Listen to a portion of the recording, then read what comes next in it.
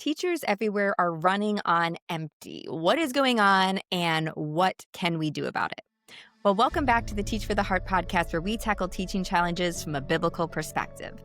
This episode is brought to you in partnership with the Herzog Foundation.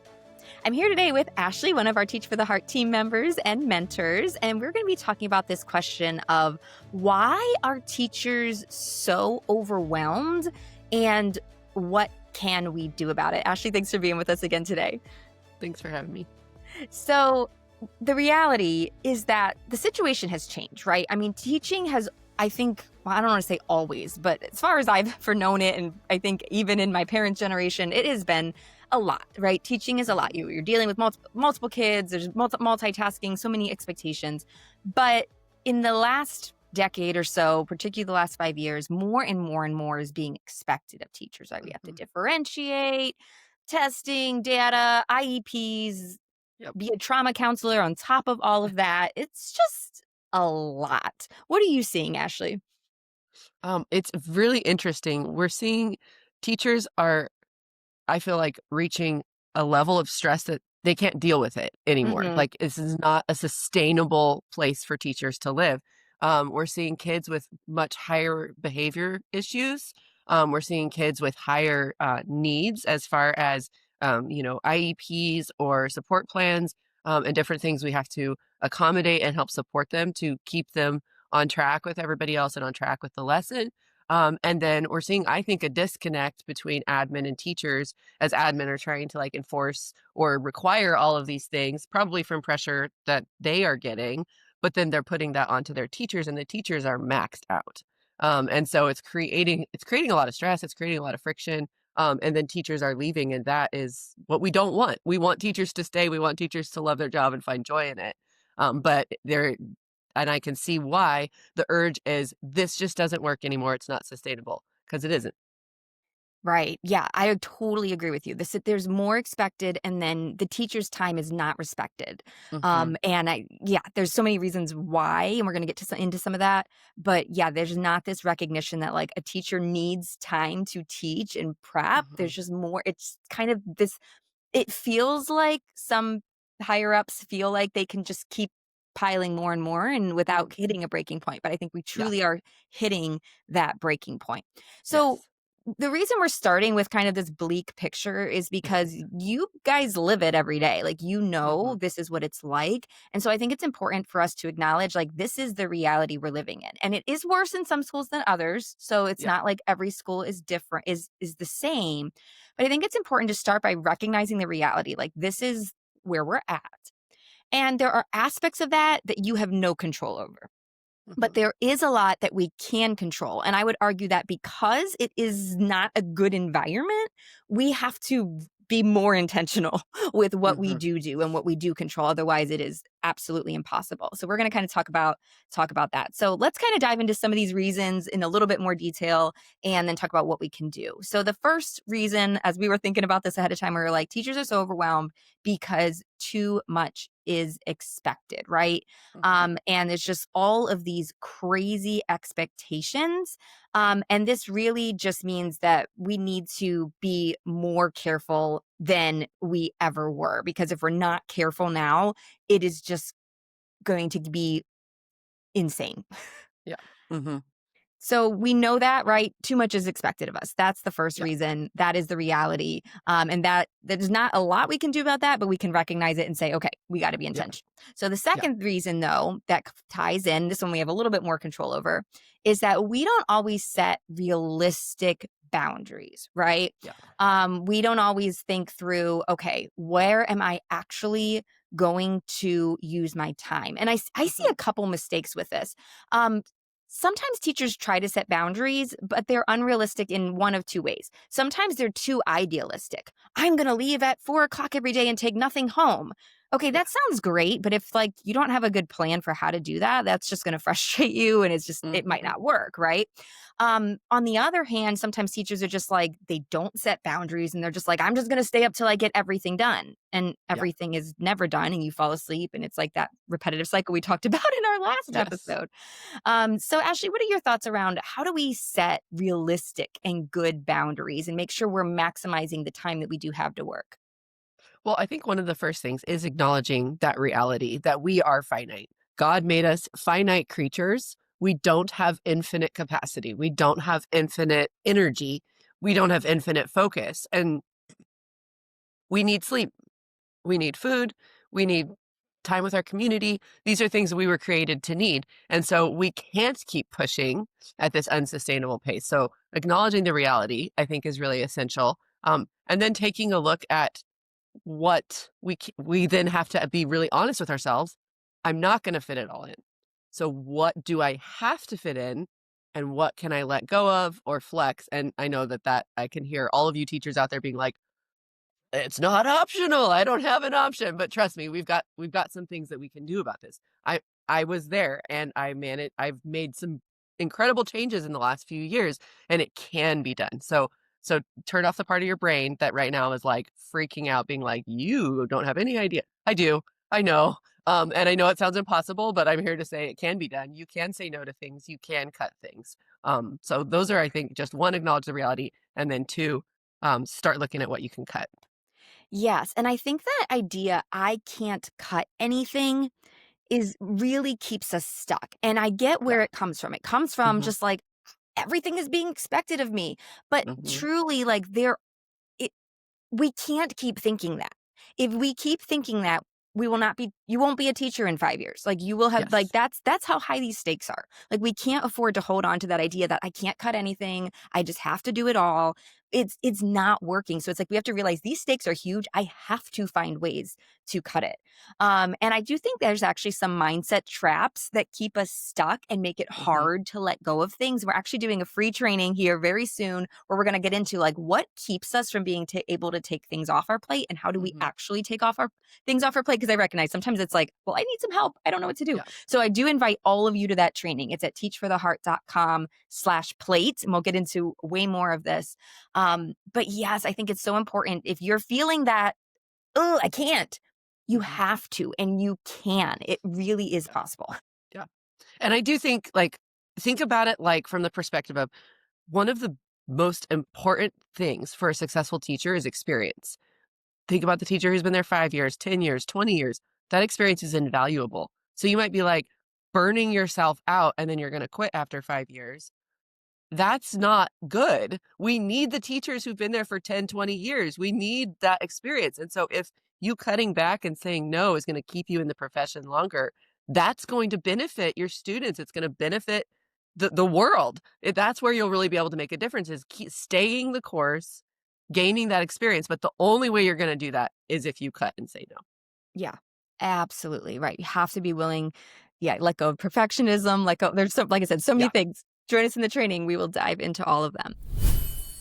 This episode is brought to you in partnership with the Herzog Foundation. It's a new year, and that means brand new resources from the Herzog Foundation for Christian Educators. Their full calendar of events is now live at herzogfoundation.connect.space. The Herzog Foundation Institute offers free training events designed specifically for educators like you. In partnership with organizations like Answers in Genesis and the Museum of the Bible, these trainings provide hands on strategies, biblical resources, and practical classroom tools to help you integrate faith and learning every day. And the best part, they are completely free for you and your school or homeschool group. Whether you're looking for fresh inspiration for your classroom or professional development to grow your ministry, the Herzog Foundation is here to help. Find an event near you at herzogfoundation.connect.space. Now back to our conversation. Okay, we don't set realistic boundaries. We think that we can do it all. Like we know we can't do it all, but we still try to, basically. Yeah. And we can't. We have to recognize the realism that we cannot keep trying to do everything. We have to kind of choose what matters most. I think another thing that happens though is that when we do have time to work, we struggle to get as much done because we're distracted, we can't Mhm. focus, or we're paralyzed. Like, I don't even know Yeah. where to start. Yeah. So we have a prep hour or some time after school, whatever it is, and it's like, oh, I hardly got anything done because I was overwhelmed, I was distracted, I didn't know what to work on. How have you seen this play out, Ashley? So when I sit down at my desk and I don't know what I'm going to do, I waste so much time trying to decide what I'm going to do. And not only does that waste time, but then once I actually start it, I'm kind of constantly like, "Oh, is this really what I want to do? How is this working out? I'm not really in the mood to grade these papers. Actually, I think I'll do this other thing." Versus when we decided in advance, this is how I'm going to spend this time, it becomes a lot easier to execute it. The other problem is that when we are deciding what to do you know what sounds best to do? The short, easy tasks that you can just do and check off. And I find myself doing this all the time. If I haven't planned when I'm going to do the big tasks that I don't want to do, I just do all the short little ones because then it feels so good and I'm accomplishing so much. And look at me go. I'm crossing things off my list. Um, and that feels good. But what the problem with that is often those they either don't have to be done at all or it's not urgent. They don't actually, they're not the most important thing. They're just a thing that needs to be done. Versus when I've planned out when I'm going to do what, then regardless of how I feel, it's when I'm going to grade the essays. So I sit down and I grade the essays. And one trick that I have done that has helped me a lot is I do themes for each day. So maybe you're not a super planner person and you don't want to plan meticulously every hour, but I have themes. So Monday is grading and it's specifically late and missing work, but also other grading. Tuesday is also grading and usually entering it into the grade book. Wednesday and Thursday are lesson planning days. And Friday is make your copies and prep for the next weekday.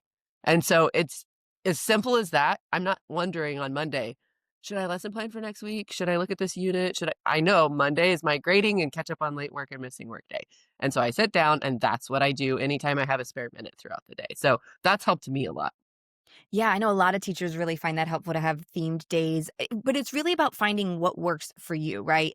Yeah. I mean, for me, sometimes it works better to have different slots of the day for different things. So you Hmm. might recognize, man, I have a free hour in the morning, and I can think then. That's when I'm doing my Hmm. deep thinking, like my lesson planning work. I have to grade essays, like the hard things.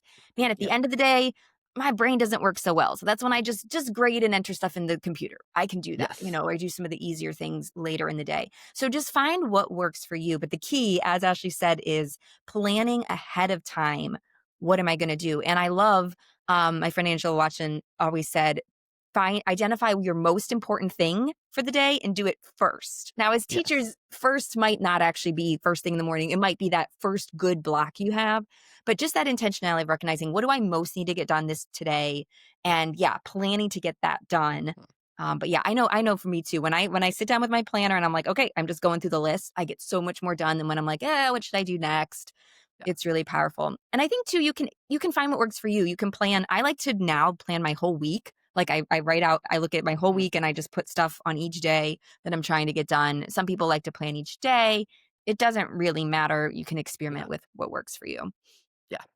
All right. So that was the reason we just talked about is, what we can't get stuff done because we're so paralyzed. We can't focus. We're distracted. And the answer is plan what you're going to Yeah. do before you sit down to do it. So then you can just sit down, go, and not waste time worrying about it.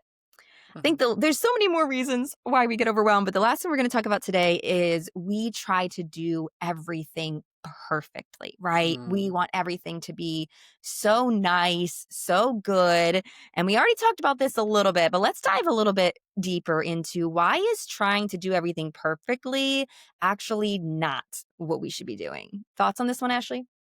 So this is really hard for me because I like things to be done very well. I have really high expectations of myself. My bosses love that about me and hate that about me because it takes longer. It takes longer when you're going to sit there and kind of nitpick every little thing. I do think this comes back to two things. I think it comes back to one, if you're planning out your time and you use up your time, then you need to be done. And that's tricky when you're like, well, the rubric is finished, but I'm not 100% happy with this verbiage. And I wanted to add another line. And I thought about adding some shading, a nice color at the top so it'd be pretty. It needs to just be done. And then you need to move on. So some of it is, again, going back to that acknowledging you only have so much time and then being done when the time is up. And some of it also goes back to acknowledging the fact that, ironically, in our pursuit of perfection, we are driving ourselves into the ground. And that goes back to what I was saying before. Like, you will end up leaving the profession in the pursuit of perfection. Whereas if you cut back your own expectations, which most of the time it's us, it's not our admin. We say it is, then we go talk to our admin and they're like, I don't care about that. And we're like, oh, well, dear me, I guess it's me. It's usually us, right? So we need to like reduce our expectations so that we can keep doing what we love, because otherwise we're going to end up working ourselves into the ground and having to quit for health reasons or sanity reasons or like, so in our pursuit of perfection, we are actually making ourselves pretty miserable and like we're going to burn ourselves out. So I think being willing to say, this is good enough. This is good enough is really important. Yeah, and I think that phrase "good enough," right? It's good enough to move on. Like, Mhm, that truly is right. And I think sometimes as believers, we sometimes get this idea that, like, because we are believers, we wanna be excellent, we wanna serve God, and then that means everything needs to be perfect, and that is not right. Like, God does not call us to perfection. Only He mhm, is perfect. He calls us to primarily, what are the greatest commands? Love God, love others, right? mhm, And so obviously He calls us to serve. He's called us to serve our students in this way. But the irony is when we are stuck on perfectionism, we mhm, often end up doing a worse job of serving, right? Because we mhm. end up spending so much time on this thing that we're stuck in trying to get perfect. And then Yeah, it keeps us from being able to do these other things that are actually more important than, does this line sound perfect? And did I add the colors and all of these little yes, things to just get it just so? So yeah, recognizing, man, sometimes when I get stuck in perfection, it actually makes me worse, right? And God did not mhm, call me to that. We need that's all that's it's not God that puts that pressure of perfection on us. It's ourselves. It's yeah, our own egos, our pride. We often find, I don't know, as teachers, I know myself, like I find identity in my work and doing a good mhm. job, and learning to gradually let go of that is so, so important.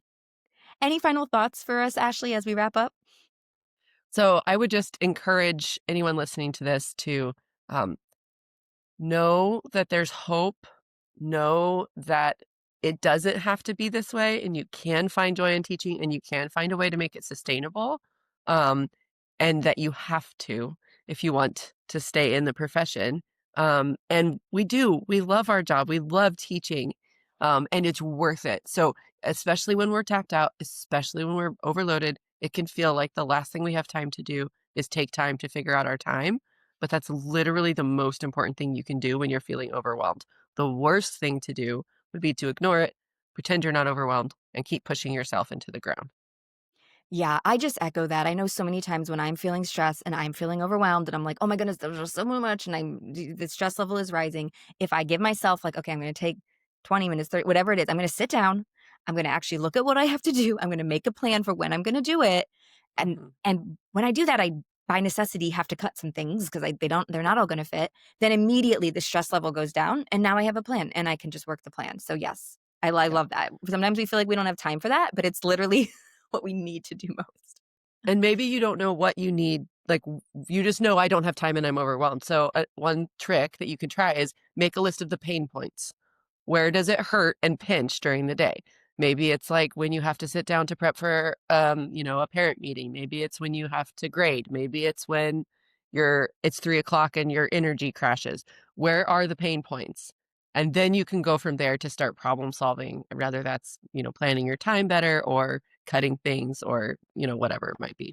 Yes. And if you feel like, man, I could use some help with this problem solving, I really don't know what to do. As I said, we're doing a free training called Help. There's too much on my plate. So if that's you, join us at that free training. Go to teachfortheheart.com/plate, teachfortheheart.com/plate, and sign up for that. If you can join us live, it's always so much more fun to be there live. But if, Lord So willing, if fun. the recording software works, we'll also have a recording. So you can sign up even if you're not available at that exact moment, and we'll send you the recording to watch the next day. Well, Ashley, thank you so much for being with us. Guys, thank you so much for listening to this episode. This episode is brought to you in partnership with the Herzog Foundation. All views and opinions are our own and don't necessarily reflect those of the Herzog Foundation.